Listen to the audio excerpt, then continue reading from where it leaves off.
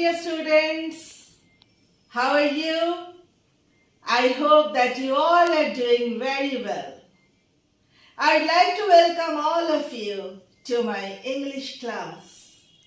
Today we will do part 3 of The Tiger King by Kalki. So students, let's start.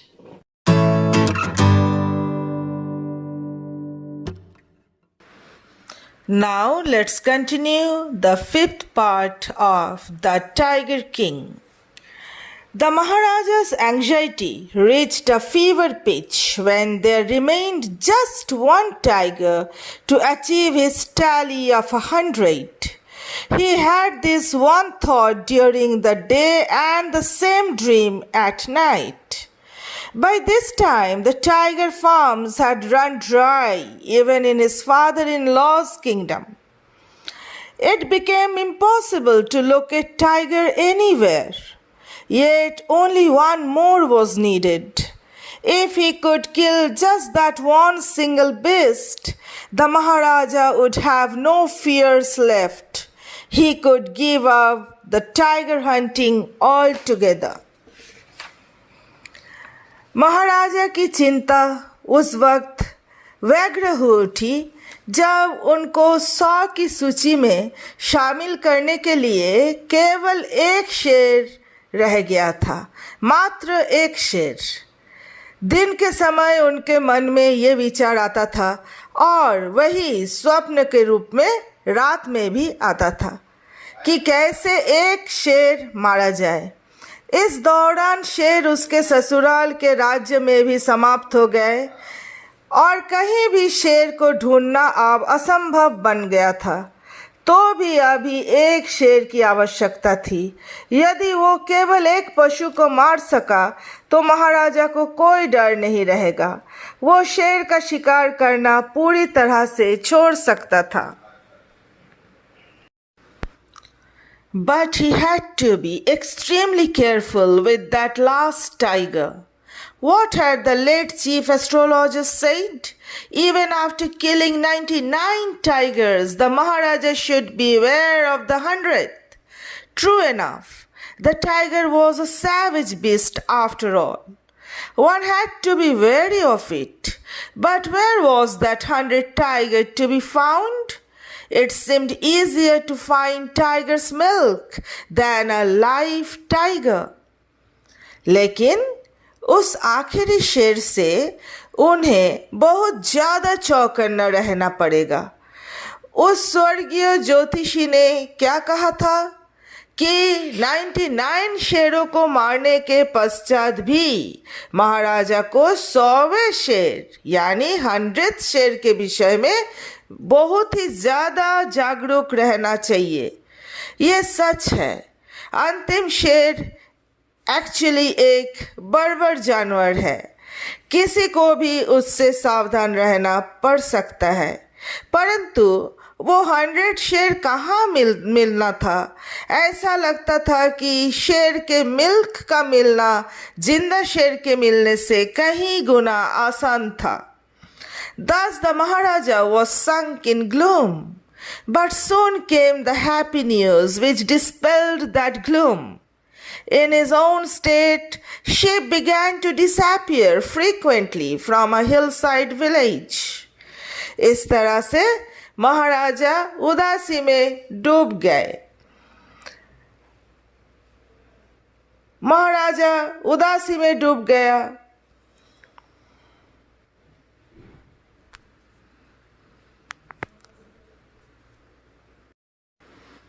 शीघ्र ही महाराज को एक सुखद समाचार मिला। जल्दी ही वो खुशी से भरा समाचार आया जिसने उस उदासी को दूर कर दिया। उसके खुद के देश में पहाड़ी के पास बसे गांव में से भेड़ें गुम होना शुरू हो गई थी। It was first ascertained that this was not the work of Khadir Mia Sahab or Virasamy Naik, both famed for their ability to swallow sheep whole. Surely a tiger was at work. The villagers ran to inform the Maharaja. the Maharaja announced a 3-year exemption from all taxes for that village and set out on the hunt at once.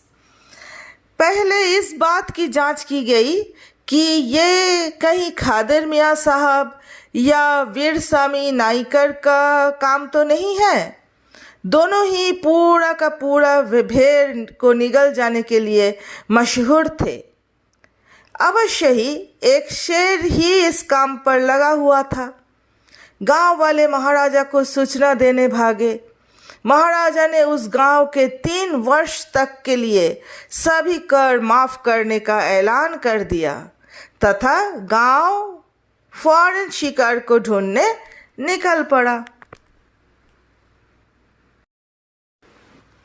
The tiger was not easily found. It seemed as if it had wantonly hid itself in order to flout the Maharaja's will. The Maharaja was equally determined. He refused to leave the forest until the tiger was found. As the days passed, the Maharaja's fury and obstinacy mounted alarmingly. Many officers lost their jobs.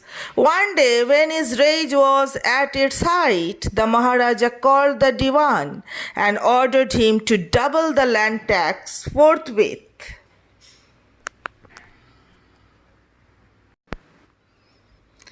शेर आसानी से नहीं मिला। ऐसा प्रतीत हुआ मानो इसने महाराजा की इच्छा का मजाक बनाने के लिए खुद को जानबूझकर छिपा लिया था। महाराजा भी बराबर दृढ़ निश्चयी था। उसने भी जंगल को तब तक छोड़ने से इनकार कर दिया जब तक कि शेर उन्हें नहीं मिल जाता। जैसे जैसे दिन बीतते गए, महाराजा का गुस्सा तथा जिद भी बढ़ती चली गई। बहुत से अफसरों की नौकरियां भी चली गई। एक दिन जब महाराजा का गुस्सा चरम पर था तो उसने दीवान को बुलाया और हुक्म दिया, आदेश दिया कि तुरंत जमीन के कर को दोगुना कर दिया जाए।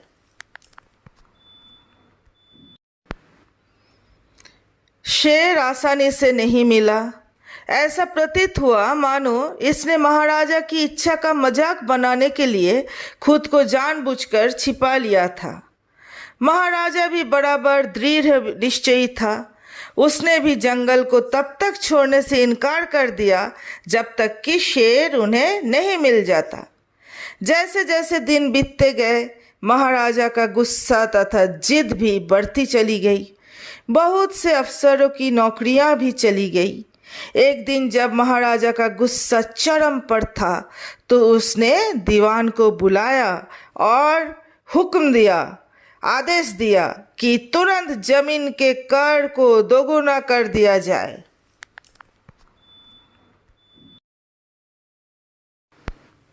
The people will become discontented. Then our state too will fall a prey to the Indian National Congress. In that case you may resign from your post, said the king. लोग नाराज हो जाएंगे, फिर हमारी रियासत भी भारतीय राष्ट्रीय कांग्रेस की शिकार हो जाएगी। इस कारण आपको भी अपना पोस्ट से इस्तीफा देना पड़ेगा, राजा ने कहा। The Diwan went home, convinced that if the Maharaja did not find the tiger soon, the results will be catastrophic. He felt life returning to him only when he saw the tiger which had been brought from the People's Park in Madras and kept it hidden in his house. दीवान ने इस तसल्ली के साथ घर गया कि यदि महाराजा को जल्द ही शेर नहीं मिला तो परिणाम खतरनाक हो सकते हैं। उसे जीवन केवल तभी लौटता हुआ महसूस हुआ जब राजा उस शेर को ना देख ले, जब तक राजा उस शेर को ना देख ले जो मद्रास के पीपल्स पार्क में से लाया गया था और छिपा कर रखा गया था। At midnight, when the town slept in peace, the Diwan and his aged wife dragged the tiger to the car and shoved it into the seat. The Diwan himself drove the car straight to the forest where the Maharaja was hunting. When they reached the forest, the tiger launched its satyagraha and refused to get out of the car. The Diwan was thoroughly exhausted in his efforts to haul the beast out of the car and push it down to the ground. आधी रात को जब शहर शांति से सो रहा था, तब दीवान और उनकी बुजुर्ग पत्नी शेर को कार तक खींच कर ले गए और उसको कार के सीट पर धकेला। दीवान स्वयं कार को चलाकर जंगल तक पहुंचे जहां महाराजा शिकार कर रहे थे। जब वो जंगल में पहुंचे तो शेर ने अपना सत्याग्रह शुरू कर दिया तथा कार से बाहर निकलने से इनकार कर दिया। दीवान से शेर को कार से निकालने के प्रयास में पूरी तरह से थक चुका था और किसी तरह उसको जमीन पर पटक दिया। On the following day, the same old tiger wandered into the Maharaja's presence and stood as if in humble supplication. Master, what do you command of me? It was with boundless joy that the Maharaja took careful aim at the beast. The tiger fell in crumpled heap. I have killed the 100th tiger. My vow has been fulfilled. The Maharaja was overcome with elation, ordering the tiger to be brought to the capital in grand procession. The Maharaja hastened away in his car. अगले दिन वही शेर महाराजा की उपस्थिति में घूमा और इस प्रकार खड़ा हो गया मानो विनती करता खड़ा हो, मालिक आप मुझे क्या आदेश देते हैं। अपार खुशी के साथ महाराजा ने सावधानी से शिकार साधा। शेर ढेर होकर गिर पड़ा। मैंने 100 शेर मार दिया है, यानी मैं 100वां शेर को भी मार दिया। तो क्या हुआ, मेरी शपथ पूरी हो गई। महाराजा खुशी से सरोबर हो गए। एक भव्य जुलूस में शेर को अपनी राजधानी में लाने का आदेश देते हुए महाराजा जल्दी से अपनी कार से घर चले गए। After the Maharaja left, the hunters went to take a closer look at the tiger. The tiger looked back at them, rolling its eyes in bafflement. The man realized that the tiger was not dead. The bullet had missed it. It had fainted from the shock of the bullet whizzing past. The hunters wondered what they should do. They decided that the Maharaja must not come to know that he had missed his target.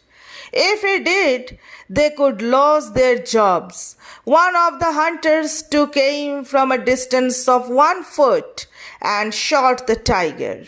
This time he killed it without missing his mark. महाराजा के चले जाने के पश्चात शिकारी शेर को जब नज़दीक से देखा और करीब से देखने के लिए पहुँचे तो देखा शेर ने उनको टकटकी लगा के देख रहे हैं और अपने आँख को घुमा रहे हैं। उन लोगों को एहसास हुआ कि शेर तो मरा नहीं था, गोली का निशाना चूक गया और ये धड़धड़ाती गोली की आवाज़ सुनकर सिर्फ बेहोश हो गया था। शिकारी हैरान थे कि अब उन्हें क्या करना चाहिए। उन्होंने फैसला किया कि महाराजा को ये पता नहीं चलना चाहिए कि उनका निशाना चूक गया था। यदि उन्हें पता चला तो उन लोगों की नौकरी जा सकती थी। एक शिकारी ने कुछ दूरी से निशाना साधा और शेर को मार डाला।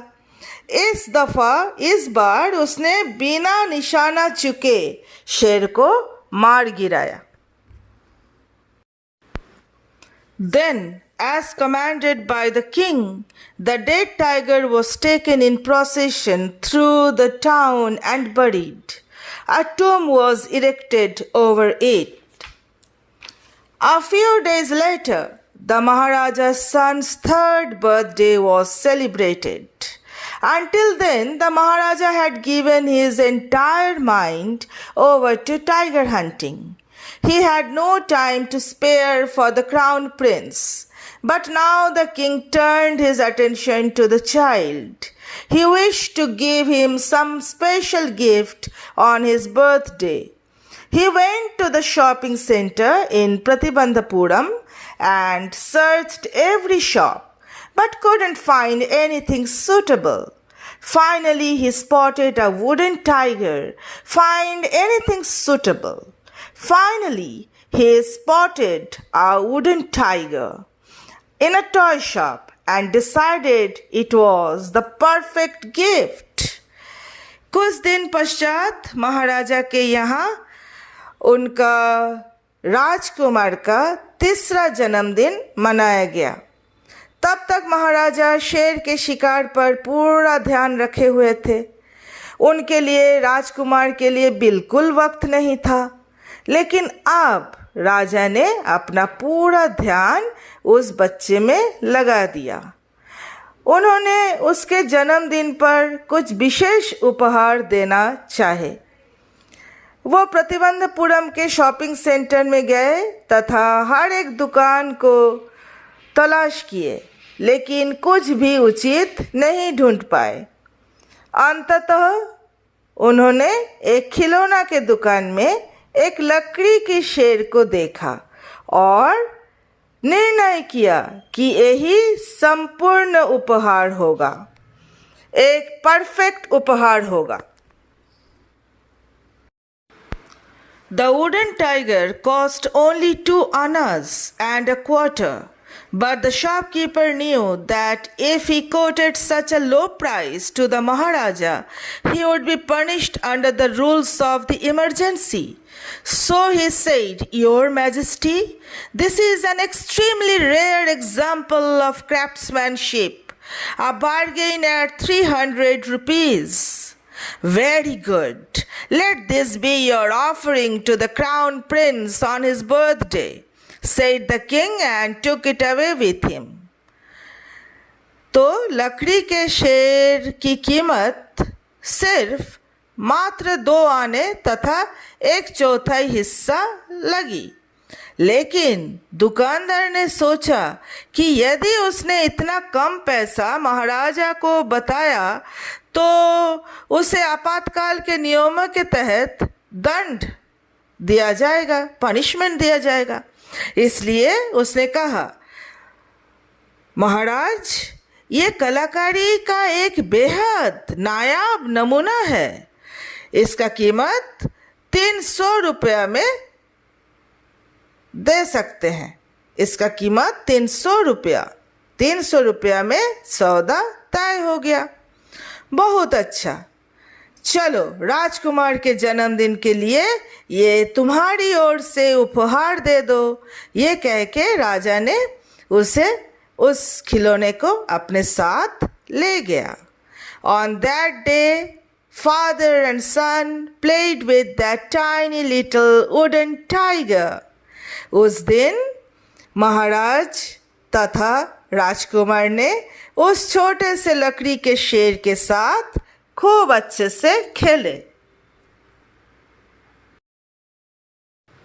It had been carved by an unskilled carpenter. Its surface was rough.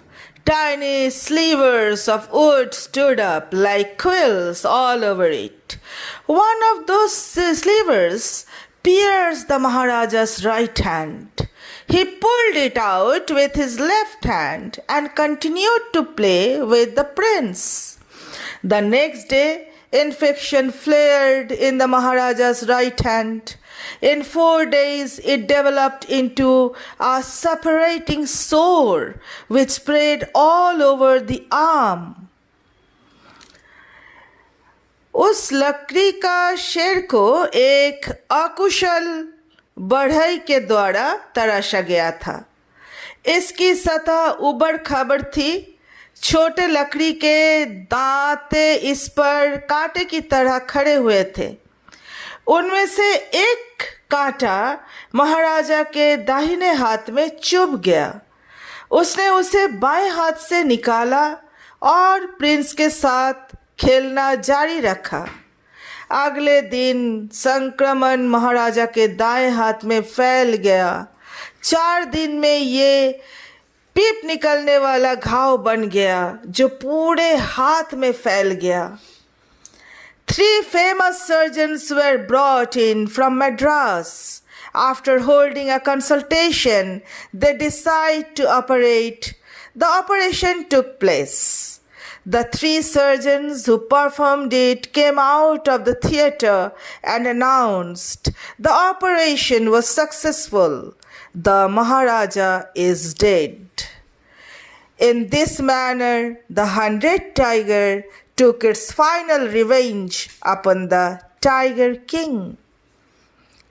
3 प्रसिद्ध चिकित्सक मद्रास से बुलाए गए। आपस में विचार विमर्श करके उन्होंने शल्य चिकित्सा करने का निर्णय लिया। ऑपरेशन हुई यानी शल्य चिकित्सा हुई। तीनों चिकित्सक जिन्होंने ये ऑपरेशन किया था ऑपरेशन थिएटर से बाहर आए तथा घोषणा की, ऑपरेशन कामयाब हुआ, लेकिन महाराजा नहीं रहे, महाराजा मर गए।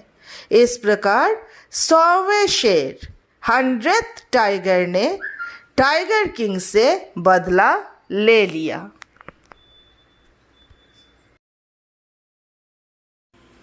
So students, here the chapter ends. I hope that you all have understood it clearly. In our next class, we will deal with the question answers of this chapter. Till then, goodbye, take care.